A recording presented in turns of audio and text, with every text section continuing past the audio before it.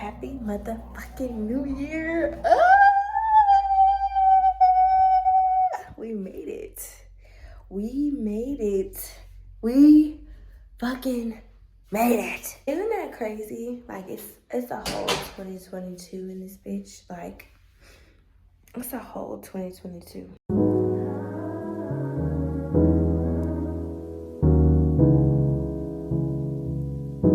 Shoes, do the type of things that I never ever do.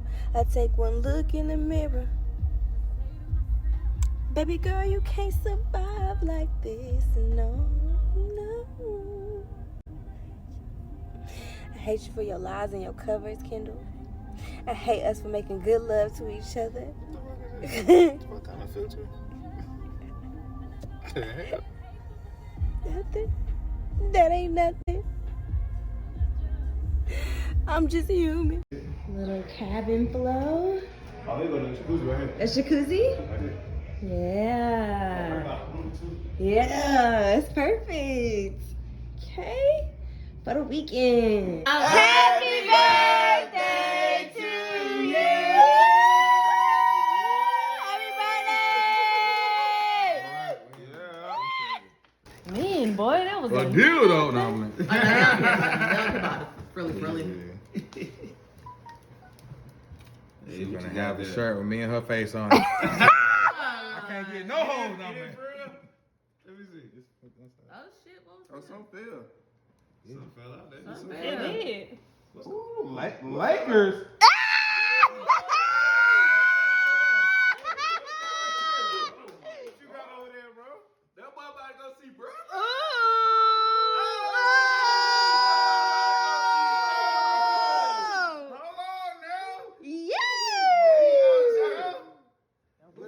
Wait a minute, that got the Lakers. Is that at Staples? I mean, crypto? It's the Hawks? Ace of Hawks? Okay. Oh, that's fire. Oh, Yay! Who going now? I see. Got to get a go, nigga. That's fire. Oh, come on. That's fire. That's dope.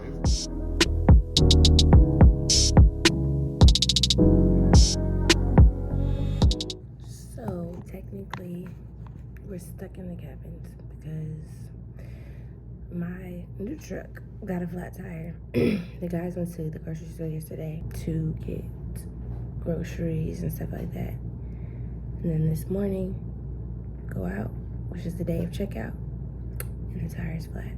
So it's like 9 o'clock. Checkout is like at 11, so we're stuck for now in the cabins. You know, it is finally 2022. Happy New Year. I haven't posted anything. This will probably be my first video I post for the year. But I wanted to say to you guys, you don't know how many people are dependent on you. You don't know how many people are dependent on you to do the first thing that you need to do, whether it's working out, whether it's start your business, whether it's starting to educate yourself, or just put yourself out there, or market yourself, or so many things, right? And I say that because over the past 2 weeks, I've had 2 or 3 people reach out to me and they're like, yo, like, what's up with the working out? Yo, like, I need an accountability partner. I need someone to like help me reach my goals. And it's like, yo, like, of course I have moments where I'm down. You know, I question whether I'm even doing the right thing, I'm even on the right path or whatever. But those are like little affirmations, I think, and little omens from God.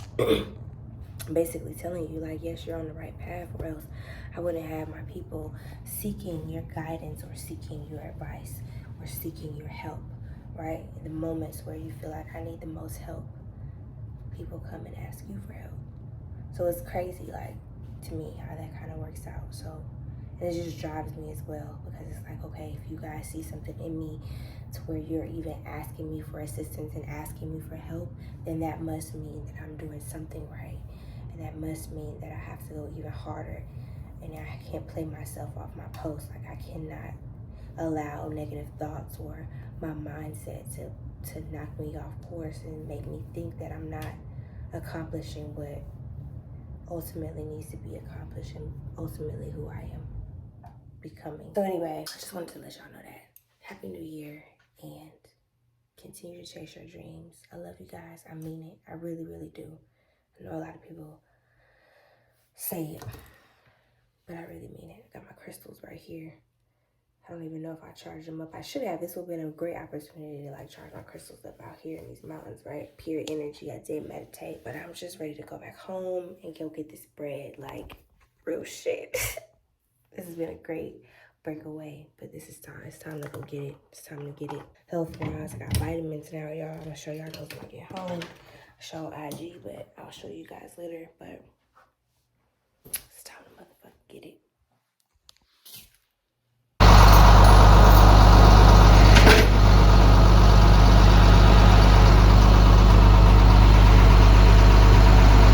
So remember, I just told y'all we had a flat. So now I'm on the tow truck.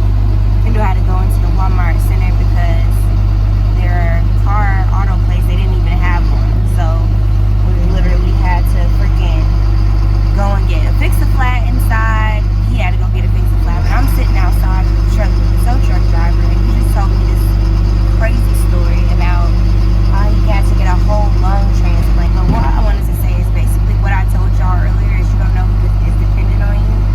It's going to link right into that. So basically this is what happened. He said he was walking and he passed completely the fuck out. Just passed out. And when he came to, he called his wife, told her to come pick him up. And she came. They went to the emergency room. The doctor listened to his heart. Now we're out here in LJ. That's probably about an hour and 45 minutes from Atlanta. So they made him emergency rush to Emory Atlanta Medical Center to go. He said, you have to go get your lungs, surgery on your lungs. Like you can't do anything, just go right now. He goes, they put him under, and basically he's waiting for new lungs. They're like, these lungs are no good, you have to go get new lungs. So the first lungs they were gonna put in his body didn't work. Like they were freaking, they weren't good. So they cleared him out of the operating room, take him back to the ICU. Before he can even hit the door, I guess the operating room calls back and they said somebody was just in a crash, then they potentially have some more lungs for you. Come back up here, we're gonna see. So it took him 30 minutes to test the lungs, make sure the lungs are okay for them to actually transplant into his freaking body. And they do it. They work. Like we said, they're bigger than his actual chest cavity, so they had to like stuff him in. It was a new surgeon from North Carolina that came to actually perform the whole surgery. So anyway, the reason he even got off into the story is because the alarm was going off as we were arriving to the Walmart center. And he's like, oh, I gotta take my medicine because, you know, I just had the lung transplant. I'm like, so what happened? Like, were you a smoker? Like, why? He's like, no. Apparently, I guess he was spraying some type of pesticide, whatever he was doing, and inhaling it without a mask on caused him to have a lung transplant. The whole point behind this is that he was like, you know, I walked, in order for him to get out of the hospital after the transplant, he had to walk around the hospital 20 times. Like that was the first goal they set for him. Then the doctor came back and was like, oh, well, you know, it's still too early. Go around the hospital 30 times and I'll let you go. He did it the next day. Doctor's like, still, it's too early. Like, you can't be recovered this fast. Like, this is insane. So the next thing the doctor charges him to do is like walk around the hospital 100 times. So he walks around the hospital 100 times. Like, he eventually gets up to it within the next coming days, right? So finally the doctor's like, this is a miracle. Basically, like, no one has recovered from a lung transplant this freaking fast. And I'm going to discharge you to an apartment about 3 minutes away from the hospital. If anything goes wrong, I want you to come immediately back to the hospital. Nothing goes wrong. He heals wonderfully well, but along with his medicine, he still has to walk. He has to walk, right? So he's like, now it's like a little bit more difficult for me to walk because it's colder outside. So I've been walking around the Walmart center. You know, people will come up to me and like, sir, we see you in here every day. Like, you're not buying anything. And he's like explaining to them, you know, his whole lung transplant story. Anyway, as this relates to me, right? Because I don't want this to get too extensive.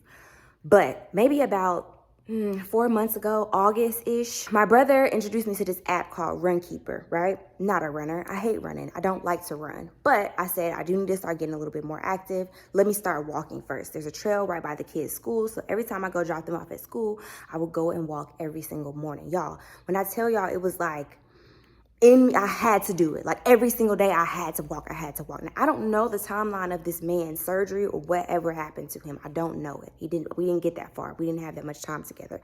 My point behind this is that there is a collective consciousness where we are all, if it's me, then it's you. We're all connected. Everything is connected. Every sign you get, every story you hear, every interaction you have with someone else is all freaking connected. And it's like blowing my mind because there's so many other things that keep affirming this for me. I'm not saying that I helped him in his walking, but I am saying that it was a reason why this man shared this story with me. And he was a white man, an older white man. And I don't know if y'all know anything about the South, and LJ or like up in the cabins is not very color friendly, if you feel me. But I was just led to like talk. I'm such in a space where I want to have deeper connections with people. I'm tired of the surface level bullshit, y'all. I can't even do it no more. And so we just got off into this story, and it was crazy. So I don't know who that is for, but that is my first message, because I can't ignore what's happening to my spirituality and what's happening to me inside. I can't not share it. I have to. This is where we at. This is what I'm gonna get. So keep shining, keep sharing your light. That is the message. Keep sharing your light. And it's gonna reach who it needs to reach. I'll holler at y'all later.